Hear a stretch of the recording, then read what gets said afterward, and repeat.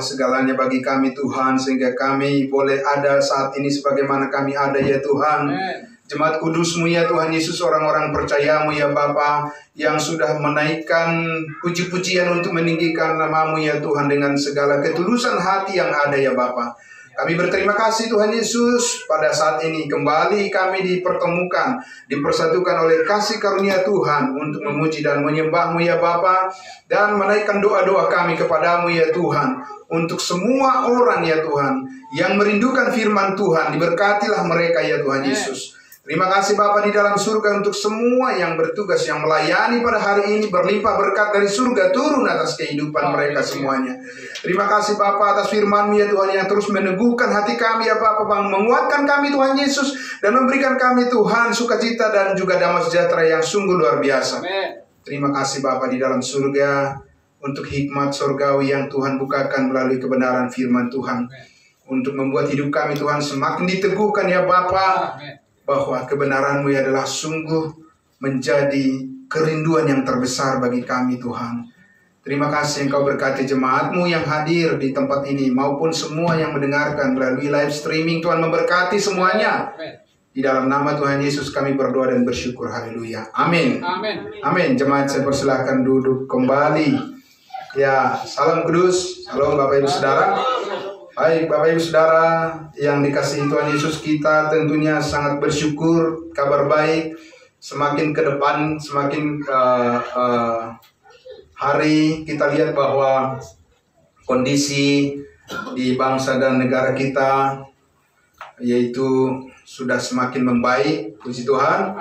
Dari COVID-19 sudah makin reda.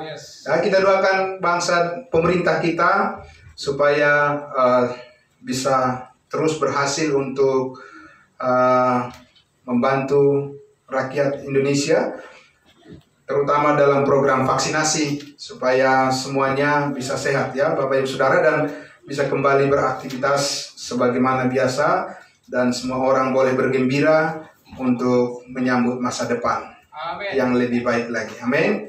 Puji Tuhan. Bapak Ibu Saudara yang dikasihi Tuhan Yesus, minggu lalu kita sudah membahas bagian yang pertama, masih dalam topik kuasa firman Tuhan yang menyelamatkan hidup kita. Amin. Nah, saudara-saudara, kita sudah melihat bahwa keunikan daripada Injil kasih karunia Tuhan. Amin. Ini jutaan orang yang belum mengenalnya, dan kita harus bantu mereka. Kita harus tolong mereka. Amin. Ya, karena itulah tugas kita. Selagi dikasih Tuhan kesempatan bagi kita, saudara-saudara, kita harus memberitakan kabar baik, Injil Kristus yang memberkati hidup semua orang yang mau percaya kepadanya. Itu sangat luar biasa ya. Nah, Bapak Ibu Saudara, karena itu saya mengajak kita untuk membuka lagi. Kita baca sekali lagi Galatia pasal 2 untuk memahami bagian yang kedua dari pemberitaan topik yang sama, yaitu kuasa firman Tuhan yang menyelamatkan hidup kita. Mari kita membuka Alkitab kita dari Galatia pasal 2. Ya, Galatia pasal 2. Kita akan membaca sekali lagi dari ayat 1 sampai ayatnya yang ke-10 ya. Baik, mari Bapak Ibu Saudara. Oke, di layar di depan juga sudah ditampilkan, jadi kita bisa melihat dengan lebih baik lagi. Oke, Kisah Para Rasul 2 dari ayat 1. Kemudian setelah lewat 14 tahun, aku di sini adalah Paulus, pergi pula ke Yerusalem dengan Barnabas, dan Titus pun kubawa juga. Ya. Yang kedua, aku pergi berdasarkan suatu penyataan, dan kepada mereka kubentangkan Injil yang kuberitakan di antara bangsa-bangsa bukan Yahudi, dalam percakapan tersendiri kepada mereka yang terpandang, supaya jangan dengan percuma aku berusaha atau telah berusaha. Tetapi kendati pun Titus yang bersama-sama dengan aku adalah seorang Yunani, namun ia tidak dipaksa untuk menyunatkan dirinya, Memang ada desakan dari saudara-saudara palsu yang menyusup masuk, yaitu mereka yang menyerunduk ke dalam untuk menghadang kebebasan kita yang kita miliki di dalam Kristus Yesus, supaya dengan jalan itu mereka dapat memperhambakan kita. Tetapi sesaat pun kami tidak mau mundur dan tunduk kepada mereka, agar kebenaran Injil dapat tinggal tetap pada kamu. Dan mengenai mereka yang dianggap terpandang itu, bagaimana kedudukan mereka dahulu itu tidak penting bagiku, sebab Allah tidak memandang muka. Bagaimanapun juga mereka yang terpandang itu tidak memaksakan sesuatu yang lain kepadaku. Tetapi sebaliknya, setelah mereka melihat bahwa kepadaku telah dipercayakan pemberitaan Injil untuk orang-orang tak bersunat, sama seperti kepada Petrus untuk orang-orang bersunat, karena ia yang telah memberikan kekuatan kepada Petrus untuk menjadi rasul bagi orang-orang bersunat, ia juga yang telah memberikan kekuatan kepadaku untuk orang-orang yang tidak bersunat.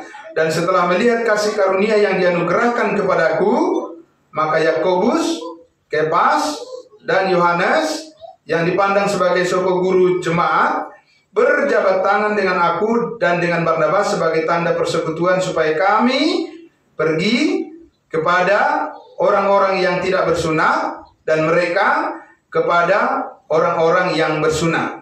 Hanya kami harus tetap mengingat orang-orang miskin, dan memang itulah yang sungguh-sungguh kuusahakan melakukannya. Ya, Bapak Ibu Saudara yang dikasihi Tuhan Yesus,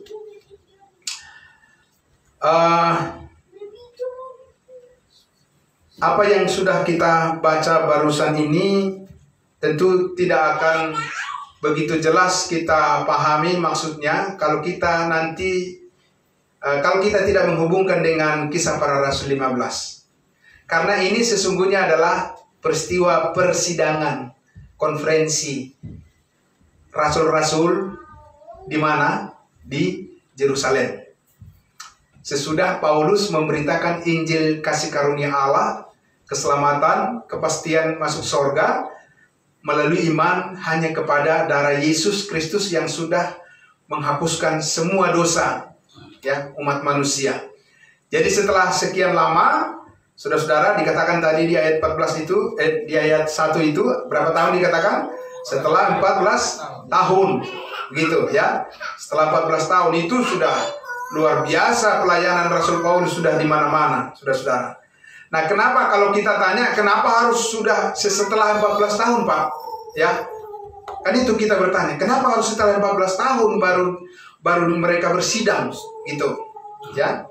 Nah, di sini dalam cerita ini kita lihat suasananya adalah tentunya setelah ini kan Paulus katakan, jelaskan kepada jemaat Galatia ini supaya mereka ini mengerti bahwa Paulus belum mengklarifikasi atau belum menjelaskan kepada 12 rasul orang Yahudi tentang Injil yang dia beritakan kepada mereka, kepada jemaat Galatia ini, bukanlah Injil yang bercampur dengan Injil kerajaan, tapi adalah murni Injil kasih karunia, gitu ya. Jadi ini dia mengulangi peristiwa yang ada di Kisah Para Rasul 15. Kalau kita baca Kisah Para Rasul 15 ini baru makin jelas bagi kita apa maksud daripada cerita ini. Karena kalau kita lihat di dalam cerita ini sepertinya boleh kita katakan Paulus itu sepertinya gemas gitu ya terhadap jemaat Galatia ini. Ya, gemasnya itu adalah kok bisa kamu berbalik lagi kepada cara hidup yang lama, tadi sudah disampaikan Pak Steve. Ya kan? Kenapa kamu bisa balik lagi ke kehidupan yang lama sedangkan kamu sudah menerima kebenaran dalam hidup yang baru? Ya kan? Nah, saudara, sekarang kita lihat di dalam Kisah Para Rasul 15. Kita lihat dulu pelan-pelan ya, Bapak Ibu Saudara. Kita lihat supaya lebih jelas maksud daripada penegasan-penegasan yang disampaikan oleh Rasul Paulus kepada jemaat kudus di Galatia ini. Teguran-tegurannya itu akan lebih berarti kita lihat kalau kita membuka Kisah Para Rasul 15 ini, ya gitu. Ya, kita hubungkan, kita lihat di sini hubungannya. Kisah Para Rasul 15. Sudah Bapak Ibu Saudara? Ya. Jadi sekali lagi, kalau tidak dibaca Kisah Para Rasul 15, kita akan bingung sendiri, apa ini, cerita apa ini? Dia bergulat dengan siapa ini? Ya kan? Paulus itu tegas dalam penyampaiannya itu karena apa gitu ya? Kita lihat di Kisah Para Rasul 15 ini. Ayat 1. Beberapa orang datang dari mana? Dari Yudea ke Antioquia dan mengajarkan kepada saudara-saudara di situ, jikalau kamu tidak disunat menurut adat istiadat yang diwariskan oleh Musa, apa? Kamu tidak dapat diselamatkan. Inilah problemnya. Sudah? Jadi bukan hanya kepada jemaat Galatia yang pertama kali terjadi, tapi kepada jemaat di mana? Di Antioquia. Ya, peristiwa yang sama. Maksudnya bukan peristiwa yang sama. Maksudnya problem yang sama. Apa problemnya, Bapak Ibu Saudara? Ya, problemnya adalah dikatakan apa? Bahwa ada saudara-saudara ya di situ yang datang dari Yudea ke Antioquia mengajarkan apa? Mengajarkan, dikatakan tadi, jikalau kamu tidak disunat menurut adat istiadat yang diwariskan oleh Musa, apa? Kamu tidak dapat diselamatkan. Benarkah? Kan begitu pertanyaannya kan? Itu benarkah? Nah, Bapak Ibu Saudara, Saudara, kita lihat apa yang direspon daripada Paulus di ayat 2. Tetapi Paulus dan Barnabas apa? Dengan keras melawan dan membantah pendapat mereka itu. Amin. Bukan dengan pelan, bukan dengan lamban, tapi dengan apa? Dengan tegas, dengan keras melawan. Apa yang mereka katakan itu? Apa yang mereka katakan? Mereka mengatakan tidak cukup diselamatkan hanya melalui iman. Itu bukan? Ya, saudara-saudara. Ulang sekali lagi. Yang ditegaskan, yang disampaikan oleh orang sebelumnya adalah bahwa tidak bisa kamu diselamatkan hanya melalui iman. Begitu Paulus mendengarkan itu, dia bantah dengan keras luar biasa. Dia lawan itu. Tidak benar. Ya. Lah kenapa bisa begitu, saudara-saudara? Bukankah orang-orang yang datang dari Yudea ke Antioquia ini mengimani bahwa mereka percaya pada Yesus plus melakukan hukum Taurat? Benar? Oh iya benar. Persoalannya adalah itu adalah Injil Kerajaan. Amin. Tidak masalah kalau kamu memberitakan Injil Kerajaan kepada orang Israel, lalu kamu katakan percaya pada Yesus adalah Mesias plus melakukan hukum Taurat, it's okay. Tapi kalau kamu membawa itu kepada bangsa lain sebagai Injil kasih karunia Allah, Paulus katakan, no way. Ya, tidak bisa diterima sama sekali, tidak bisa dikompromikan. Ya, bukan hanya tidak bisa didiskusikan, harus dengan keras dilawan, dibantah, ditegaskan tidak. Keselamatan menurut Injil kasih karunia Allah yang dipercayakan oleh Tuhan Yesus dari surga melalui Rasul Paulus untuk disampaikan kepada bangsa lain, untuk membentuk tubuh Kristus yang akan diangkat di awan-awan, ditempatkan di surga, cukup melalui iman kepada kasih karunia Yesus Kristus mati di kayu salib menghapus segala dosa. Amin. Saudara, problem yang sama terjadi saat ini juga di gereja-gereja. Ya, saudara-saudara. Kenapa Paulus membantah itu dengan keras? Padahal orang-orang ini dalam memahami Injil yang diperuntukkan bagi mereka siapa? Bagi mereka orang-orang Israel, kawanan kecil yang percaya mulai dari zaman Yohanes Pembaptis sampai kepada zaman pelayanan Yesus di bumi 3,5 tahun, sampai pada pelayanan 12 Rasul Petrus, Yohanes dan Yakobus, mereka mempercayai bahwa Yesus adalah Mesias dan mereka harus tunduk dan harus taat kepada hukum Taurat. Itu yang mereka pahami. Dan mereka tidak salah. Dan mereka diselamatkan. Amin. Tapi ketika Injil itu, berita kerajaan itu dibawa kepada bangsa lain, di mana beritanya sudah berbeda. Apanya yang berbeda, saudara-saudara? Beritanya tentang Yesus. Ya, saudara-saudara, kita sudah berapa kali belajar bahwa pusat daripada pemberitaan Injil kerajaan kepada orang Israel dan Injil kasih karunia kepada bangsa lain, pusatnya apa? Tetap Yesus, satu. Amin. Bukan dua, satu. Hanya persoalannya pelayanan yang dilakukan oleh Yesus terhadap manusia dalam sejarah umat manusia adalah dalam dua bagian. Satu untuk bangsa kerajaannya di bumi. Amin. Satu lagi untuk umatnya, tubuh Kristus yang ditempatkan di mana? Di surga. Nah, kalau keliru memahami ini, saudara-saudaraku, dalam kekristenan saat ini, inilah yang terjadi. Ya, saudara-saudara. Ini yang terjadi. Makanya Paulus tadi kita lihat, saudara-saudara, kita kembali dulu kitab Galatia. Jadi sekali lagi, kenapa Paulus dengan keras tadi membantah, keras melawan pendapat mereka itu, ya, pendapat yang bagaimana, saudara-saudaraku? Bahwa tidak cukup katanya hanya melalui iman diselamatkan. Bukankah itu juga saudara-saudara yang terjadi saat ini di berbagai gereja dan juga dari mimbar-mimbar gereja saat ini setiap hari Minggu? Bahwa mereka mengajarkan tidak cukup hanya melalui iman, tetapi harus juga mengerjakan keselamatan, harus mempertahankan keselamatan, dan mereka harus taat sampai akhir, barulah mereka bisa memastikan mereka diselamatkan atau tidak. Saudara-saudara, itu bukan pemberitaan Injil kasih karunia Allah. Itulah yang dibantah oleh Rasul Paulus di sini, saudara-saudara. Amin. Saudara, kenapa harus dibantah dengan keras? Karena memberitakan Injil dengan iman ditambah dengan perbuatan-perbuatan supaya masuk surga saat ini mengiring orang banyak ke neraka.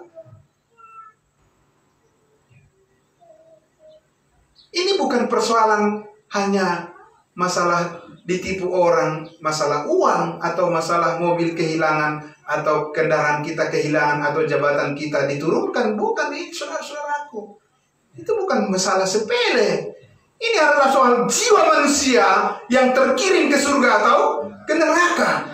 Itu ditentukan pemberitaan orang yang mengatasnamakan dirinya sebagai hamba Tuhan, penginjil, pendeta, atau apapun dia.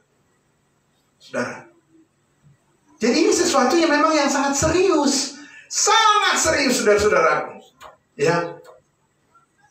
Memang tampil di mimbar itu kelihatan keren. Karena semua mata tertuju dan menjadi pusat perhatian. Tapi ingat, saudara-saudaraku, Yakobus pernah mengatakan apa? Kamu pengajar-pengajar akan dihakimi menurut ukuran. Sebagai apa? Sebagai pengajar, bukan? Artinya lebih berat hukumannya kalau pengajarannya salah. Bisa saudara pahami? Makanya Paulus, saudara-saudaraku, menegaskan di situ orang-orang yang datang dari Judea ke Antioquia itu, saudara-saudaraku, mereka bukan mengimani Injil yang salah, tapi mereka menjadi salah kalau Injil kerajaan itu dibawa ke bangsa lain. Itu persoalannya orang Galatia, jemaat Galatia ini, ya kan? Kita kembali lihat dulu ke kitab Galatia lagi. Sudah, nanti kita kembali lagi, balik lagi ke Kisah Para Rasul 19. Kita kembali. Saudara, apa yang dikatakan oleh Rasul Paulus tadi kepada jemaat Galatia? Itu peristiwa persidangan dengan rasul-rasul yang ada di Kisah Para Rasul 15 tadi. Dia katakan tadi bahwa setelah 14 tahun, aku pergi pula ke Yerusalem dengan Barnabas, dan Titus pun kubawa juga. Ya, siapa Titus? Titus bukan orang Yahudi, dia adalah bangsa lain, orang yang tidak bersunat. Ya, sebagai test case untuk membuktikan bahwa Titus tidak bersalah memasuki wilayah Yerusalem walaupun dia tidak bersunat. Karena dia tidak diselamatkan oleh Injil kerajaan, tapi dia diselamatkan oleh Injil kasih karunia Allah yang tidak hidup di bawah hukum Taurat. Dia akan tetap terlindungi oleh kasih karunia Allah. Amin. Kita lihat ayat 2. Aku pergi berdasarkan suatu penyataan. Penyataan di sini adalah revelation, wahyu Jadi Paulus pergi bukan karena dia lagi ingin berdebat dengan rasul-rasul di Yerusalem, tidak. Tapi memang Tuhan memberikan wahyu kepada dia supaya pergi menjelaskan kepada orang-orang Yahudi kerajaan. Kalian jangan mencampur adukan pemberitaan Injil. Kalau kalian pergi ke bangsa lain, kalian bertemu dengan orang-orang di luar Israel sana, kalian jangan masuk kepada jemaat-jemaat bangsa lain dan mengajarkan bahwa keselamatan harus dengan hukum Taurat, dengan perbuatan. Jadi Paulus, saudara-saudaraku, disuruh oleh Tuhan Yesus langsung pergi dan dikatakan kepada mereka, kubentangkan Injil. Siapa mereka tadi? Mereka adalah rasul-rasul, penatua-penatua jemaat di Yerusalem. Paulus membentangkan Injil. Injil apa ini? Tidak mungkin dia membentangkan Injil kerajaan. Buat apa? Sudah lebih dulu Petrus, Yohanes mengetahui itu. Ini pasti sesuatu yang berbeda, yang belum mereka tahu sebelumnya. Amin. Buat apa saudara menjelaskan kepada orang yang sudah pinter? Saudara masih mau menjelaskan kepada orang yang sudah memiliki pengetahuan yang tinggi, yang cerdas, yang sudah pakar? Saudara mau menjelaskan apa kepada mereka? Amin. Iya, buat apa saudara buang-buang waktu menjelaskan sesuatu kepada orang yang sudah lebih dulu mengetahui dan lebih pintar dari saudara? Tapi kalau kecuali mereka belum mengerti sesuatu yang penting, apapun kedudukan mereka, saudara harus menjelaskan itu. Amin. Iya. Itu yang dikatakan Paulus di sini, bahwa dia pergi dan membentangkan Injil kasih karunia Allah yang kuberitakan di mana? Di antara bangsa-bangsa bukan Yahudi. Untuk apa dia katakan? Apa signifikannya saudara-saudaraku Paulus harus mengatakan bangsa-bangsa bukan Yahudi, orang-orang yang tak bersunat? Apa signifikannya? Apa pentingnya itu dia katakan kalau memang sama Injil yang dia beritakan? Tidak sama, saudara. Ya kan? Ya, sekarang ini kekristenan dilanda oleh kebingungan seperti itu. Menurut mereka hanya satu Injil. Dari dulu sampai sekarang ini. Kalau hanya satu Injil, saudara-saudaraku, tidak penting Paulus ini harus tarik urat. Pergi ke Yerusalem menjelaskan pemberitaan dia di bangsa lain. Kalau memang rasul-rasul itu sudah pada tahu. Saudara. Nanti akan kita lihat. Ya, ini bukan tentang berbicara pribadi Yesus, saudara-saudaraku. Tetapi berbicara natur. Daripada berita keselamatan itu memang berbeda disampaikan pada Israel itu dan berbeda kepada bangsa lain. Itu sebabnya Paulus dipilih lagi. Setelah 12 sudah dipilih jadi rasul, dipilih lagi satu lagi. Buat apa? Saudara-saudara, kalau memang Injil yang mau dibawa ke bangsa lain itu adalah yang diberitakan oleh 12 rasul. Untuk apa? Saudara, justru itulah yang ditegaskan oleh Paulus di sini. Dia katakan, ya, di ayat 2, dalam percakapan tersendiri kepada mereka yang terpandang. Siapa yang terpandang, saudara, di sini? Yang terpandang itu adalah rasul-rasul yang 3,5 tahun bersama-sama dengan Yesus. Siapa lagi, saudara, yang terpandang? Selain daripada 12 rasul itu, siapa yang hebat, yang tahu tentang Yesus Kristus selain daripada saksi mata yang 12 itu? Siapa lagi? Tidak ada, saudara. Artinya menjadi leader, menjadi pemimpin yang benar-benar sangat dekat dengan Yesus pada masa hidupnya. Mereka selalu bersama-sama makan dan minum. Mereka sama-sama tidur, ya, sama-sama melayani. Kemanapun Yesus, mereka pergi ke sana. Itulah orang-orang yang terpandang yang dimaksud Paulus di sini. Dibentangkan Injil kepada mereka. Apa itu Injil? Kabar baik. Kabar baik apa? Kabar baik tentang Yesus Kristus sudah mati menghapus segala dosa umat manusia. Ya. Loh, saudara-saudara, apa rasul-rasul sebelumnya tidak tahu itu? Saudara, tidak tahukah rasul-rasul itu? Saudara, kita sudah baca berkali-kali di kitab Matius bahwa berapa kali Yesus menjelaskan kepada mereka tentang kematian dan kebangkitannya, selalu mereka apatis dan tidak percaya dengan pemberitaan Yesus itu. Bahkan Petrus mengatakan apa? Janganlah kiranya terjadi itu kepadamu, Yesus. Ketika Yesus mengatakan apa? Bahwa saya, anak manusia, akan mati, dibunuh, dan bangkit pada hari yang ketiga. Petrus keberatan, saudara-saudara, itu terjadi. Nah, kok bisa selamat mereka? Kok bisa mereka dikatakan menjadi pengikut Yesus yang sejati? Bisa. Kenapa? Karena bagi orang Israel, bukan faktor kematian Yesus menjadi dasar bagi mereka untuk mengimani keselamatan kerajaan sorga. Tidak. Tetapi mengimani Yesus adalah Mesias, Raja bagi mereka. Raja orang Yahudi. Amin. Yesus adalah anak Daud. Saudara-saudara, dia adalah nabi yang akan datang yang dijanjikan. Ya, dia adalah anak manusia. Saudara-saudara, yang membaptis mereka dengan Roh Kudus. Itu yang diimani oleh orang Israel. Maka saudara-saudara, kita lihat di sini, Paulus mengatakan bahwa dia menjumpai orang-orang yang terpandang itu dan menegaskan Injil kepada mereka supaya apa? Jangan dengan percuma aku telah berusaha dan telah berusaha, ya.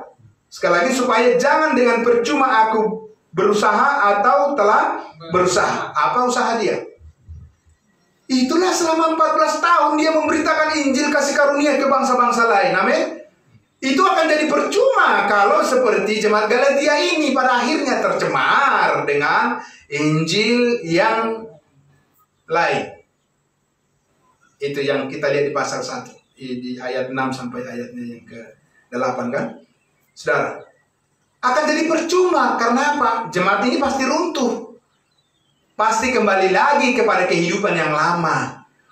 Pasti kembali lagi mereka dikuasai oleh doktrin yang sesat, saudara. Dan mereka akan habis, tidak ada lagi orang yang selamat melalui pelayanannya. Jadi ini saudara-saudaraku, sangat serius. Ya, sehingga dia sampai mengatakan di ayat 3 itu, tetapi kendati pun, siapa? Titus yang bersama-sama dengan aku adalah seorang Yunani, tidak bersunat, namun ia tidak dipaksa untuk menyunatkan dirinya. Amin. Luar biasa, saudara-saudara. Dia aman di dalam kasih karunia Tuhan. Amin. Dimanapun dia berada, dia terlindungi. Ya, dia tidak dipaksa. Orang Yahudi, kalau ada orang yang tidak bersunat masuk ke sana, ke Yerusalem, bukan hanya dipaksa, saudara, bisa dibunuh kalau ada orang yang tidak bersunat datang ke situ, karena itu najis bagi mereka. Sejak nenek moyang mereka itu sudah ditetapkan bahwa bangsa lain itu adalah najis. Kecuali mereka mau menjadi penganut agama Yahudi, salah satu syaratnya yang tidak boleh ditolak adalah harus bersunat. Tapi lihat saudara, luar biasa saudara kasih karunia Allah itu. Amin. Jadi tidak bisa disama-samakan.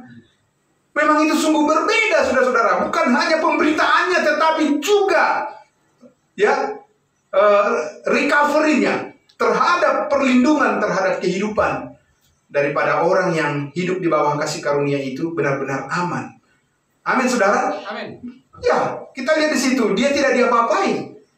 Siapa Titus terhadap orang Yahudi, saudara? Tidak ada apa-apanya. Yesus saja rajanya bisa dibunuh, apalagi seorang Titus, saudara.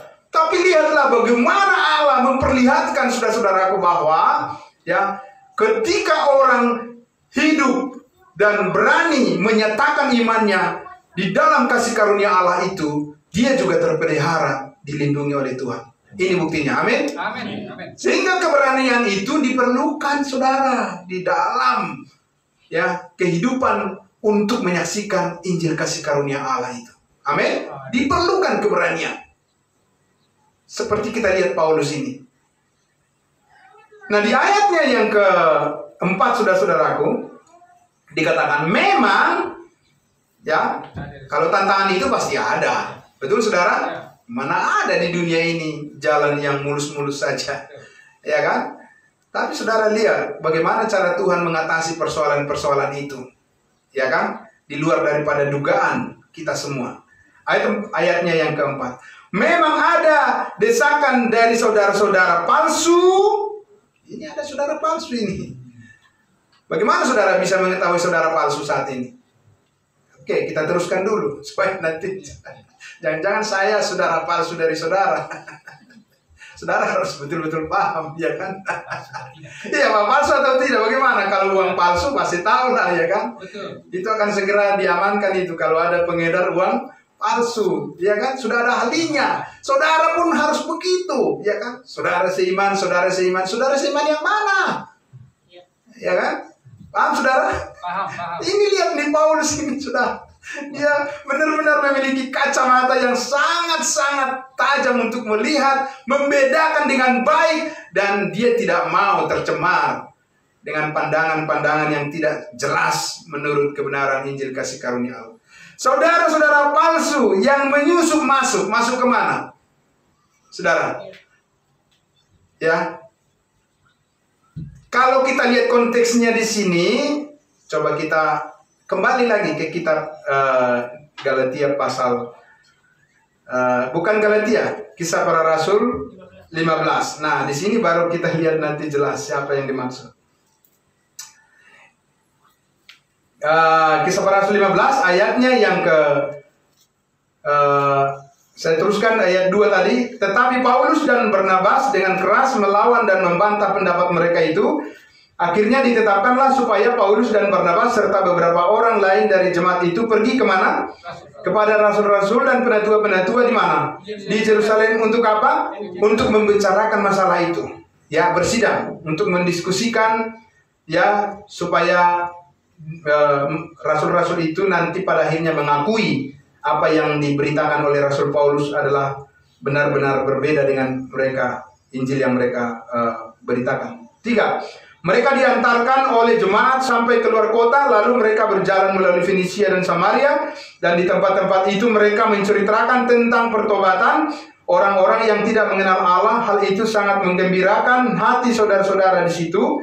Setibanya di Yerusalem, mereka disambut oleh jemaat dan oleh rasul-rasul dan penatua, dan mereka menceritakan segala sesuatu yang Allah lakukan dengan perantaraan mereka. Siapa mereka di sini? Itu Paulus tadi dengan Barnabas yang pergi ke Yerusalem. Ya, mereka disambut oleh Petrus, oleh Yohanes, ya, dan penatua-penatua di sana, oleh Yakobus, disambut kedatangan daripada Paulus dan Barnabas ini. Ayat 5. Siapa saudara palsu itu? Ayat 5. Tetapi beberapa orang dari golongan Farisi yang telah menjadi percaya datang dan berkata, orang-orang bukan Yahudi harus disunat dan diwajibkan untuk menuruti hukum Musa. Orang ini orang percaya atau tidak? Percaya. Ulang sekali lagi. Ya, baca sekali lagi. Tetapi beberapa orang dari golongan Farisi yang telah menjadi percaya datang dan berkata. Orang-orang Farisi yang sudah menjadi percaya dan diselamatkan. Amin. Tidak. Ya, amin. Ya, kan itu yang memang yang dikatakan di situ. Saudara, saya memperlihatkan kepada saudara satu buku di sini, buku referensi untuk menyelidiki kata di dalam Alkitab yang dipakai secara luar biasa oleh guru-guru kita yang dahulu, dan banyak penyelidik Alkitab yang hebat menggunakan referensi buku ini, ya. Tapi saya mau buka satu kepada saudara, apa yang dia katakan tentang saudara-saudara palsu ini, ya. Di halaman 617 dia katakan begini. Orang-orang Yahudi, ini terjemahan bebas saja ya. Orang-orang Yahudi mengajarkan bahwa orang-orang Kristen harus tetap berkewajiban untuk menaati hukum Taurat. Paulus menyebut mereka pareisaktos, ya, pareisaktos, yang diterjemahkan tidak sadar terbawa masuk. Orang-orang ini telah menyusup ke gereja secara diam-diam tanpa menyatakan dari awal siapa mereka atau apa yang ingin mereka lakukan. Ini tidak menunjukkan bahwa mereka dibawa oleh gereja itu sendiri, tetapi bahwa mereka berhasil menipu jemaat dan masuk ke dalam persekutuan. Paulus menyebut para penyusup ini saudara-saudara palsu sebagai pseudadelpoi, ya, pseudadelpoi. Istilah ini yang sama yang digunakan Paulus dalam 2 Korintus 11 ayat 26 berbicara tentang dirinya dalam bahaya di antara saudara-saudara palsu. Dengan kata lain, saudara-saudara palsu ini menjadi penentang-penentang keras terhadap Paulus. Hanya Allah yang tahu kondisi spiritual yang benar dari saudara-saudara palsu ini. Tapi Alkitab menunjukkan bahwa mereka adalah sebagai orang-orang yang tidak percaya. Saudara-saudara sudah bisa melihat apa yang dikatakan oleh para ahli dan apa yang dikatakan Alkitab? Saudara bisa membedakan? Bisa kan? Luar biasa Alkitab itu, saudaraku. Ya, sepintar sehebat apapun manusia, kalau kita setia pada Alkitab, kita akan masih melihat perbedaannya. Amin. Dia katakan itu adalah orang-orang yang tidak percaya. Sedangkan Lukas mengatakan di Kisah Para Rasul, orang-orang Farisi, golongan Farisi yang telah menjadi percaya. Amin. Itulah yang disebut saudara-saudara palsu itu. Kenapa mereka menjadi saudara palsu? Mereka adalah orang beriman, tetapi mereka ingin bangsa-bangsa lain itu juga hidup di bawah hukum Taurat. Itu persoalannya. Kalau mereka mengajar, memberitakan Injil Kerajaan, iman ditambah dengan ketaatan pada hukum Taurat kepada orang Yahudi, memang itu bagian mereka. Mereka bukan saudara palsu. Seperti orang Kristen saat ini, banyak orang Kristen yang diselamatkan, tetapi mereka membawa ke dalam gereja hukum Taurat. Apa yang Paulus katakan tadi kepada mereka? Paulus katakan mereka adalah saudara-saudara palsu. Ya, saudara. Ya. Ini orang Farisi bukan OTP, bukan orang tidak percaya. Orang selamat ini, Pak. Tapi mereka ketika mereka mencoba memberitakan kepada bangsa lain bahwa ketaatan kepada hukum Taurat juga adalah merupakan bagian dari cara hidup gereja tubuh Kristus, mereka langsung menjadi saudara palsu. Betul? Makanya Paulus tadi sangat menegaskan di situ, saudara-saudaraku, di kitab Galatia pasal 2 tadi itu, bahwa dia mengatakan bagaimanapun kedudukan mereka. Ayat berapa itu? Ayat berapa tadi? Ya. Ayatnya yang ke ayat 4 itu, memang ada desakan dari saudara-saudara palsu yang menyusup masuk ke dalam persidangan itu, yaitu mereka yang menyelundup ke dalam untuk menghadang kebebasan kita yang kita miliki di dalam Kristus Yesus. Amin. Saudara dan saya memiliki freedom, kebebasan di dalam Kristus Yesus. Amin, saudara. Kebebasan dari segala dosa dan kuasa maut, dan kebebasan dari kuasa dunia ini. Amin, saudara. Ya, itu bukan berarti saudara maksudnya tidak kekurangan makan, tidak kekurangan minum. Itu bukan berbicara hal itu, saudara-saudaraku. Selama saudara dan saya ada di dunia yang rusak ini, ya, segala risiko pasti kita alami, ya kan? Ya, sakit, ya kan? Tidak diobati, risikonya apa? Risikonya bisa mati. Kan begitu, ya kan? Kalau kita tidak kerja, risikonya ya kita kekurangan. Itu dunia yang kita tempati ini, saudara-saudara. Tetapi meskipun kita berada di dalam dunia yang sudah rusak, tetapi kita juga harus tahu bahwa kita berada di dalam Yesus yang sempurna. Amin. Amin. Itu yang menjadi motivasi kita ketika kita menghadapi dunia ini. Karena kita bukan hanya di dunia ini semata-mata. Kita juga ada di dalam Yesus Kristus yang sudah bangkit dari antara orang mati, dan di dalam Dia kita beroleh segala berkat surgawi. Amin. Amin. Nah, saudara, karena itu dia katakan di situ bahwa ya, menghadang kebebasan kita dalam Yesus Kristus itulah tujuan mereka. Ya, supaya dengan jalan itu apa? Mereka, orang-orang itu yang penganut hukum Taurat itu memperhambakan kita. Memperhambakan saudara-saudaraku menjadi hamba manusia. Saudara dan saya diselamatkan oleh Tuhan Yesus bukan menjadi hamba manusia. Amin.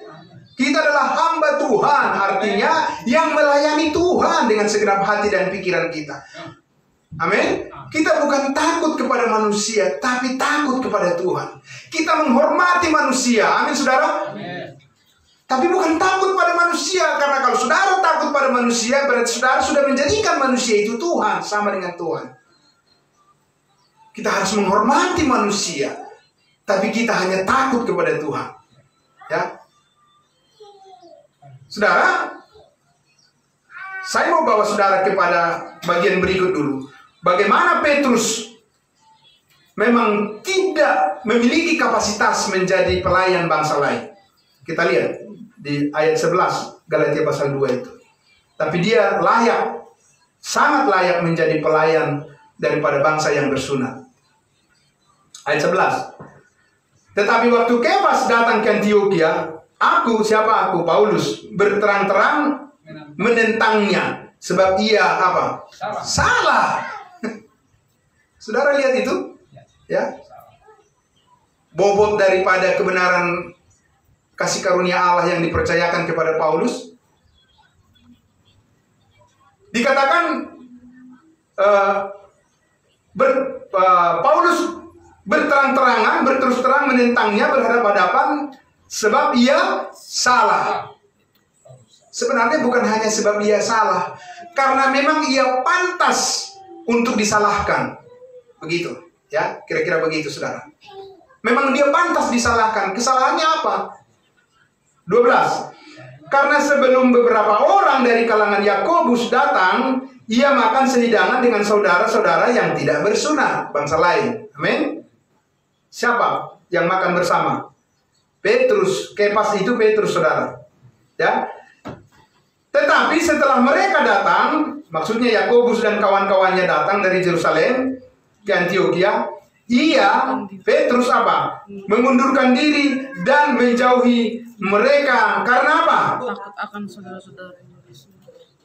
Karena takut akan saudara-saudara yang bersunat.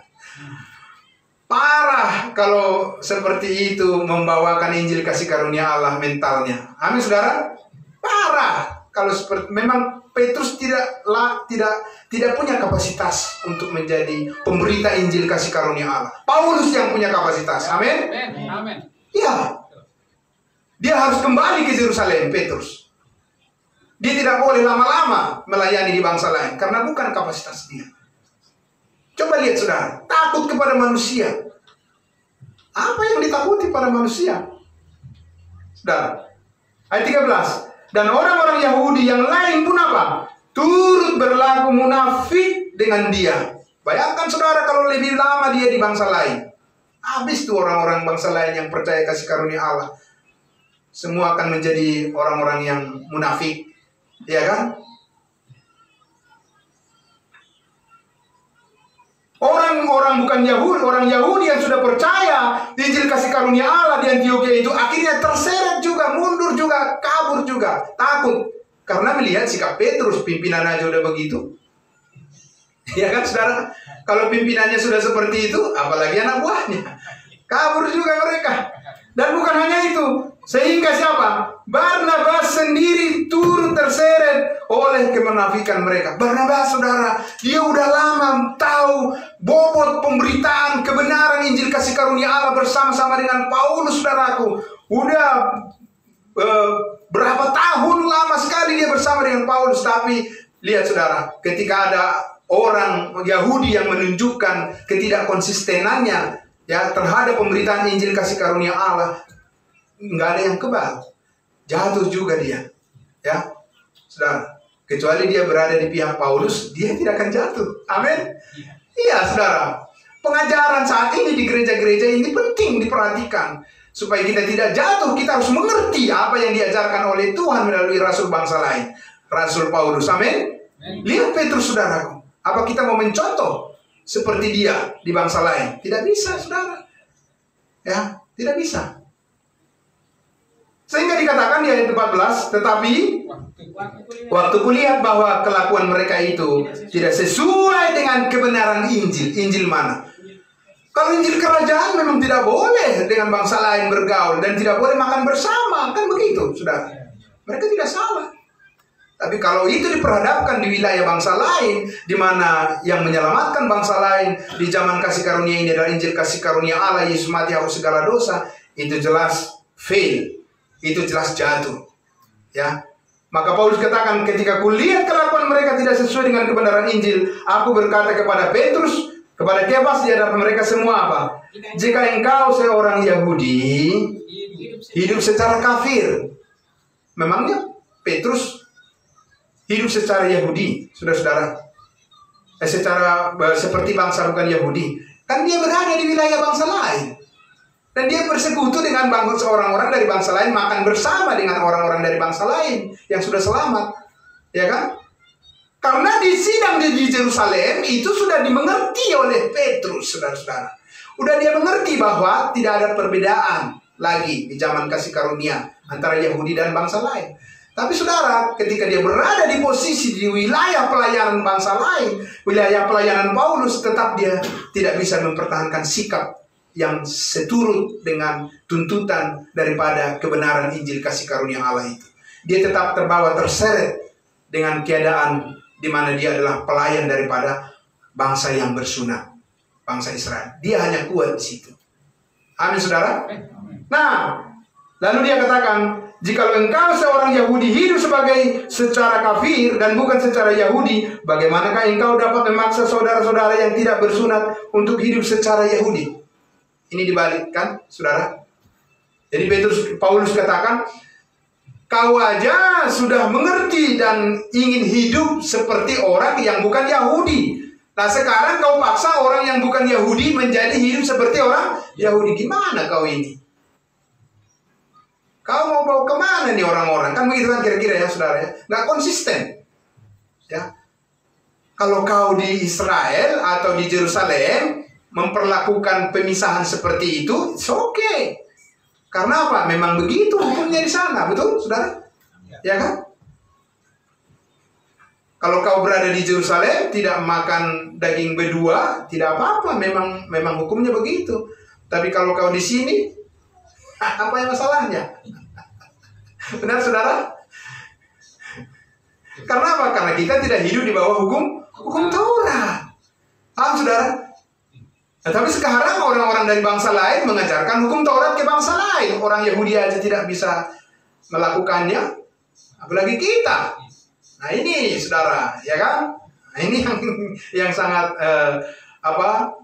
kontradiksi saat ini di kekristenan. Tahu, saudara, orang Yahudi saja mengakui bahwa mereka tidak sanggup melakukan hukum Taurat. Padahal itu ditujukan kepada mereka. Allah memberkati mereka dengan kebenaran daripada hukum Taurat itu. Siapa yang melakukannya akan dibenarkan. Lah bangsa lain yang tidak punya hukum Taurat, yang tidak diperuntukkan bagi bangsa lain, melakukan hukum Taurat, mengajarkannya kepada umatnya. Kan terbalik-balik, saudara, ya kan? Ya, dia nggak nyambung. Coba kita lihat lagi kembali ke Kisah Para Rasul 15. Kita kembali lagi biar lebih jelas kita lihat apa yang digambarkan di Galatia pasal 2 ini, saudara. Sampai di mana tadi kita baca di Kisah Para Rasul 15 ini? Ayatnya yang kelima. Sekarang ayat 6. Maka bersidanglah rasul-rasul dan penatua-penatua untuk membicarakan soal itu. Soal apa tadi? Apakah memang bangsa lain itu diselamatkan harus dengan iman ditambah dengan perbuatan? Kan itu pertanyaannya. Jadi mereka bersidang, mereka adu argumentasi di situ. Ayat 7. Sesudah beberapa waktu lamanya berlangsung pertukaran pikiran mengenai soal itu, berdirilah Petrus dan berkata kepada mereka, "Hai saudara-saudara, kamu tahu bahwa telah sejak semula Allah memilih aku dari antara kamu, supaya dengan perantaraan mulutku bangsa-bangsa lain mendengar berita Injil dan menjadi percaya." Yang mana ini, saudara? Di kisah yang mana Rasul Petrus dipakai oleh Tuhan sejak semula memberitakan Injil kepada bangsa-bangsa lain? Di Kisah Para Rasul 10 kepada Kornelius. Amin. Apakah maksudnya itu adalah Petrus seterusnya melayani ke bangsa lain? Tidak, saudara. Dia hanya menjelaskan ketika Kornelius dari bangsa lain itu buktinya bahwa Petrus sudah diberitahu sesudah Saulus diselamatkan di Kisah Para Rasul 9 bahwa kedepannya nih Petrus, ya kan, tidak boleh lagi ada perbedaan. Sebab apa? Sebab Tuhan sudah mengungkapkan yang baru, yang berbeda dengan yang kamu terima sebelumnya. Tapi itu bukan melalui engkau, tapi itu melalui seorang rasul, namanya Rasul Paulus. Makanya ditegaskan Paulus di situ, di persidangan itu. Saudara, sekali lagi, saudara, kalau Injil yang diberitakan Petrus sama dengan yang diberitakan Paulus, buat apa mereka harus tarik urat di situ? Ya, untuk sampai bersidang, buat apa? Mereka ngabisin anggaran. Nggak mungkin, saudara. Ya. Jadi di sini baru melek lagi matanya Rasul Petrus itu, saudaraku. Dan ketika mereka bersidang, dia sekarang pasang badan untuk meyakinkan orang Yahudi yang bersunat tentang keberadaan kebenaran pemberitaan Injil yang sampaikan Paulus kepada bangsa lain itu sungguhlah benar. Tidak boleh ditambah dengan apapun selain daripada hanya melalui iman kepada Yesus Kristus yang sudah mati disalibkan. Itulah berita yang murni daripada kasih karunia Allah yang harus disambut oleh bangsa-bangsa lain untuk keselamatan. Amin. Ya, saudara. Nah, maka dikatakan di ayatnya yang ke 8 tadi, dan Allah yang mengenal hati manusia telah menyatakan kehendaknya untuk menerima mereka, sebab ia mengaruniakan Roh Kudus juga kepada mereka sama seperti kita, kata Petrus. Ya, karena memang Cornelius ketika dia mendengarkan Injil dari Petrus, Roh Kudus langsung turun atasnya. Itu yang kita baca di Kisah Para Rasul 10, kan? Nah, sekarang kita lihat ayatnya yang ke 9.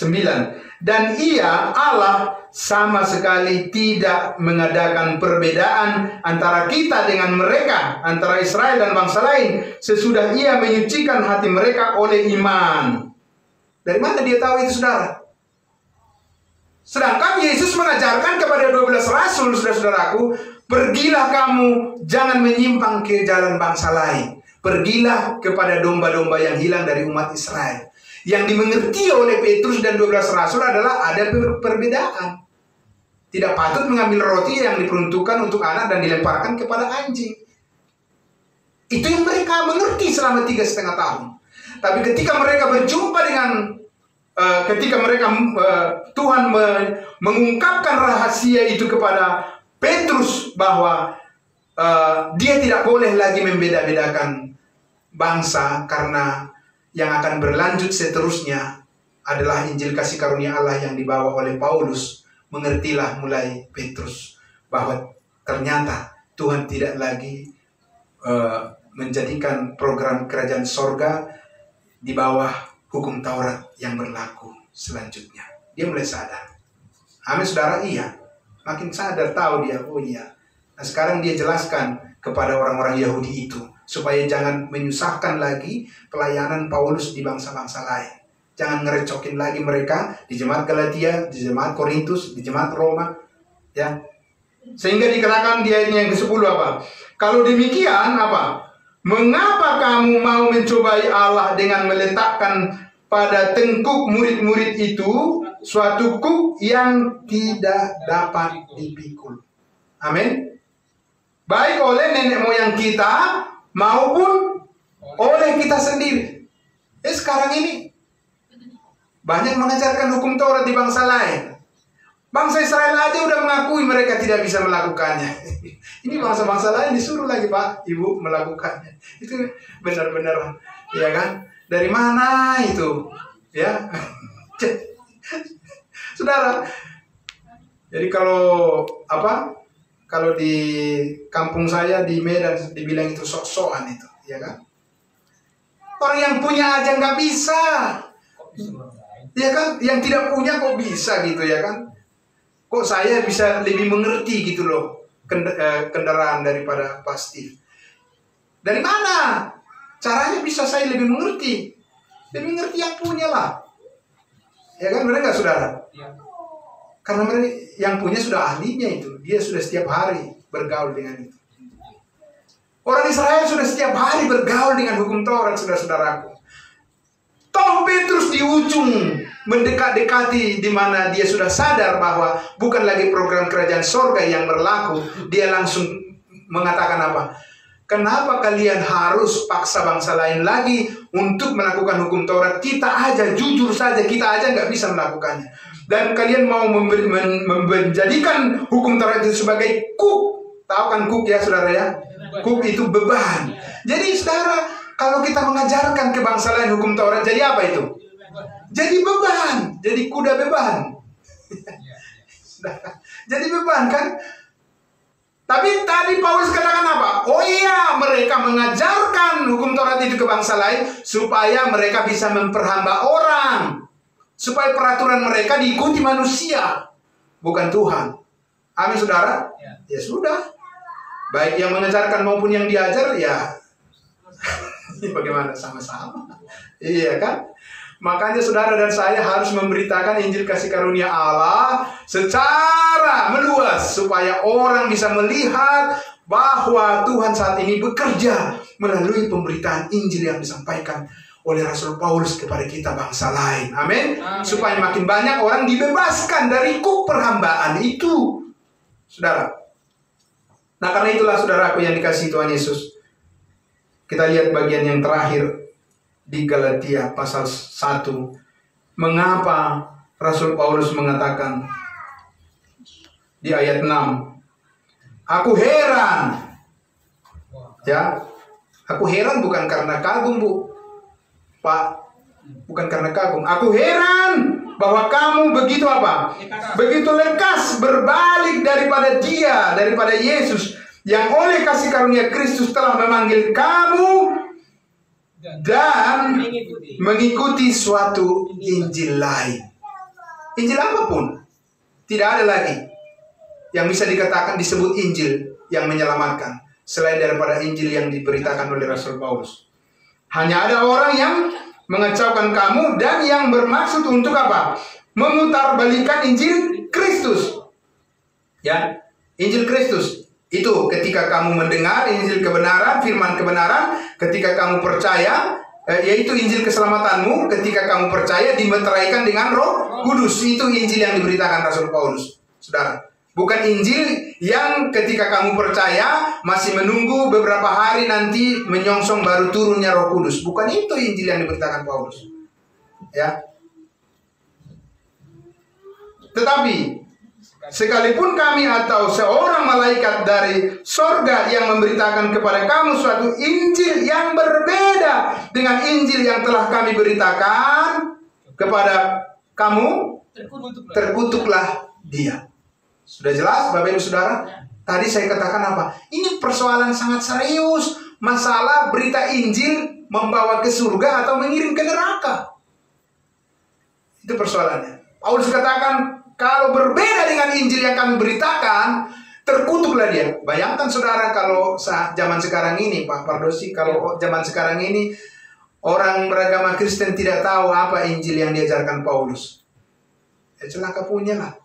Ya kan? Saudara, karena itu berarti berbeda dengan apa yang disampaikan Paulus. Kalau nggak mengerti apa yang dia sampaikan oleh Paulus. Ayat 9. Seperti yang telah kami katakan dahulu, sekarang kukatakan sekali lagi, jikalau ada orang yang memberitakan kepadamu suatu Injil yang berbeda dengan apa yang telah kamu terima, terkutuklah dia. Oh. Tidak peduli siapa dia. Paulus sudah menegaskan itu tadi. Ya, di persidangan itu dia katakan di Galatia pasal 2 tadi, bagaimanapun kedudukan mereka itu tidak penting bagiku. Kan begitu kan? Itu yang Paulus katakan tadi. Bagaimanapun mereka yang terpandang itu tidak penting, itu bukan nomor satu bagi saya. Yang paling penting bagi saya adalah apa isi daripada berita Injil yang disampaikan. Amin. Ya, bukan tidak peduli seberapa besar gereja, seberapa hebat pendetanya, ya, tidak peduli. Yang peduli, yang dipedulikan adalah apa yang disampaikan. Amin, saudara? Iya, saudara. Nah, jadi jangan saudara mau tertekan karena orang bilang pendidikannya sudah apa? Sudah S1 apa? Teologi, S2, S3 apa, dan segala macam. Itu nggak penting. Amin, saudara? Bukan itu yang paling penting. Yang penting adalah apa yang kau sampaikan. Tuhan tidak akan tanya berapa gelarmu nanti sesudah ketemu nanti di tahta pengadilan Kristus, kan? Ya kan? Benar nggak saudara? Nggak ditanya itu. Ya kan? Apa berita yang kau sampaikan, Pak? Bu, apa yang ibu saksikan itu apa? Memanggil orang untuk keselamatan masuk surga atau membuat orang menjadi apa? Membuat orang malah jadi tersesat. Wah, saudara, kita menjadi Kristen ini, ya tidak cukuplah kita hanya ada lambang salib, kemudian kita pergi ke gereja, kita berdoa, kita baca Alkitab, kita diskusi dan sebagainya. Ya kan, tidak cukup hanya itu, saudara. Kita harus mengerti esensi daripada saat ini beriman pada Kristus itu apa sebenarnya. Amin, saudara. Ya, kalau tidak demikian maka terjadilah seperti yang dialami oleh Paulus ketika di awal pelayanannya waktu itu. Ya. Nah, saudara, ayatnya yang ke-10. Jadi bagaimana sekarang? Adakah ku cari kesukaan manusia atau kesukaan Allah? Adakah ku coba berkenan kepada manusia? Sekiranya aku masih mau mencoba berkenan kepada manusia, takut kepada manusia, maka aku bukanlah hamba Kristus. Berarti dia hamba apa? Iya kan? Paling tidak hamba manusia. Tapi hamba manusia juga akan berujung kepada jadi hamba setan juga. Iya kan? Karena manusia itu diperhamba oleh setan. Saudara. Iya. Nah, karena itu saudaraku yang dikasihi Tuhan Yesus, kita harus melihat di ayat 11 ayat 12. Inilah keunikan daripada berita Injil kasih karunia Allah yang diterima oleh Rasul Paulus dan yang kita terima juga. Ayat 11-12. Sebab aku menegaskan kepadamu saudara-saudaraku bahwa Injil yang kuberitakan itu bukanlah Injil manusia, karena aku bukan menerimanya dari manusia. Dan bukan manusia yang mengajarkannya kepadaku, tetapi aku menerimanya oleh wahyu atau penyataan daripada Yesus Kristus. Amin, saudara.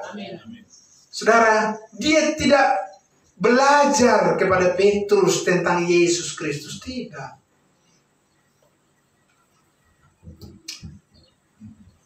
Apa dia sudah mendengar tentang Yesus Kristus ketika dia sebelum selamat, saudara? Saulus? Sudah. Makanya dia niaya Petrus dan yang lainnya, mereka. Dia tahu Injil kerajaan, saudara-saudaraku. Sebelum dia selamat, Saulus. Tahu dia. Makanya jemaat kerajaan itu dia niaya sama dia. Karena dia tahu pengajarannya dan dia menganggap itu adalah sesat pada saat itu. Padahal tidak. Itu adalah kebenaran bagi bangsa Israel. Tapi persoalannya karena dia dipilih oleh Tuhan bukan untuk memberitakan Injil kerajaan bagi bangsa Israel, tapi memberitakan Injil kasih karunia ke bangsa lain. Amin. Makanya dia katakan, aku nggak belajar sama siapa, nggak ada yang menambahkan apapun kepada pengetahuan yang kudapat, langsung dari Tuhan. Amin. Puji Tuhan, saudaraku yang dikasihi Tuhan Yesus. Itulah yang sampai kepada saudara dan saya. Amen. Dan kepada semua orang harus kita beritakan itu. Amin, saudara? Amen. Iya, karena Paulus katakan itu adalah sebuah rahasia yang belum pernah dibukakan memang sebelumnya. Saudara-saudaraku, kalau rasul-rasul sebelumnya sudah tahu itu, tidak perlu mereka harus bersidang. Dan mereka harus dengan begitu keras mencocokkan pengetahuan itu. Tapi pada akhirnya siapa yang diakui? Petrus mengatakan apa? Siap, komandan. Saya sekarang mengerti. Amin. Makanya Paulus katakan tadi apa? Deal. Amin. Deal. Salaman. Oke? Oke. Supaya kami pergi ke bangsa lain dan Petrus pergi kepada bangsa Israel. Jadi sekarang ini bilangnya sama Injil yang sampaikan Petrus dengan, karena mereka berpikir itu tentang Yesus. Memang Yesusnya sama, saudaraku, sama Yesusnya. Tetapi merespon Yesus itu tidak sama. Ketika Yesus di bumi, Yesus direspon oleh orang percaya bukan terkait dengan salibnya. Amin. Bukan terkait dengan salibnya. Tidak ada itu dicari di Matius sampai Yohanes, nggak ada. Petrus sendiri pun diselamatkan bukan karena dia percaya Yesus mati menghapus dosanya, tidak. Tapi dia percaya Yesus Mesias, titik, selesai. Dia diselamatkan, amin. Sekarang ini hanya percaya Yesus adalah Tuhan. Tuhan yang bagaimana? Yesus adalah juru selamat yang bagaimana? Buka hati seperti apa? Undang Yesus bagaimana? Ya? Kalau udah pindah dari agama lain ke Kristen, itu dianggapnya sudah selesai, sudah oke. Belum tentu, saudara. Iya, menerima Yesus sebagai Tuhan dan Juru Selamat. Seperti apa menerima Yesus sebagai Tuhan dan Juru Selamat? Itu terlalu umum. Yang harus dijelaskan saat ini adalah percaya engkau semua dosamu sudah diampuni oleh Tuhan Yesus. Amin. Iya. Nggak usah banyak-banyak. Singkat, jelas, padat, dan menyelamatkan. Amin, saudara. Iya. Itu tugas daripada setiap orang yang sungguh-sungguh percaya. Dan itulah pekerjaan baik yang paling sempurna. Amin, saudara. Bukan yang lain. Pekerjaan yang paling sempurna adalah apa yang sudah diselesaikan oleh Yesus di atas kayu salib. Tetelestai. Selesai. Sudah sempurna. Itu pekerjaan kita yang harus kita kerjakan kembali kepada orang lain. Dan sempurnalah pekerjaanmu itu. Amin, saudara. Kalau pekerjaan yang lain nggak bakalan sempurna. Ya. Seberapa banyak pun kita membuka pelayanan di sana sini dan berapa hebat pun kita berkhotbah, saudara-saudaraku, kalau bukan memberitakan Injil kasih karunia Allah, Yesus mati hapus segala dosa, itu pekerjaanmu sendiri. Dan ingat, Paulus katakan apa? Suatu hari kelak kita akan berhadapan dengan Kristus, semua pekerjaan kita akan dibukakan, dan setiap orang akan menerima bagiannya yang dikerjakannya. Apakah itu emas, perak, batu, permata. 3 bagian yang bertahan nanti ketika kita berhadapan dengan Kristus dari apa yang kita kerjakan di KPK, kursi pengadilan Kristus. Bagian yang kedua adalah kayu, rumput kering, dan jerami. Hangus kalau diperhadapkan dengan api pengujian. Saudara, maka hasil pekerjaan saudara dan saya tidak boleh lepas dari asosiasi, penyatuan, identifikasi terhadap pekerjaan Kristus yang sudah selesai. Amin, saudara? Iya, kalau terlepas dari situ, itu kayu, rumput kering, dan jerami. Betapapun banyaknya, itu harus terbakar. Karena kebenaran Kristus di atas kayu salib tidak membelanya di kursi pengadilan Kristus. Amin, saudara? Amin. Itu yang sangat luar biasa, saudara. Jadi orang saat ini pada bingung, mereka itu ingin melakukan banyak hal begini, mujizat segala macam. Bukan itu pekerjaan Allah yang sedang dilakukan saat ini. Pekerjaan Allah yang sedang dilakukan saat ini adalah Dia menghendaki semua orang diselamatkan dan memperoleh pengetahuan akan kebenaran. Amin. Mari kita berdoa. Terima kasih Bapa di dalam surga, kami sangat bersyukur ya Bapa, pada siang hari ini kami disirami lagi dan dilembutkan hati kami Tuhan, disegarkan jiwa kami Tuhan Yesus dengan kebenaran firman Tuhan yang semakin mempertajam pengertian kami. Kuasa firman Allah yang menyelamatkan hidup kami, menyucikan hidup kami Tuhan, dan menguduskan kami sekali untuk selama-lamanya. Terima kasih Bapa dalam surga, terpuji Engkau Tuhan. Biarlah semua orang yang mendengarkan firman kebenaran ini semakin diberkati oleh Tuhan. Dan makin banyak yang terberkati, makin banyak jiwa yang dimenangkan buat Kristus. Dan semuanya semata-mata untuk memuliakan nama-Mu saja. Terima kasih Bapa. Kami mengucap syukur di dalam nama Tuhan Yesus kami berdoa. Haleluya. Amin. Tuhan Yesus memberkati. Saya kembalikan ke Pak Steve untuk memimpin kita di acara selanjutnya.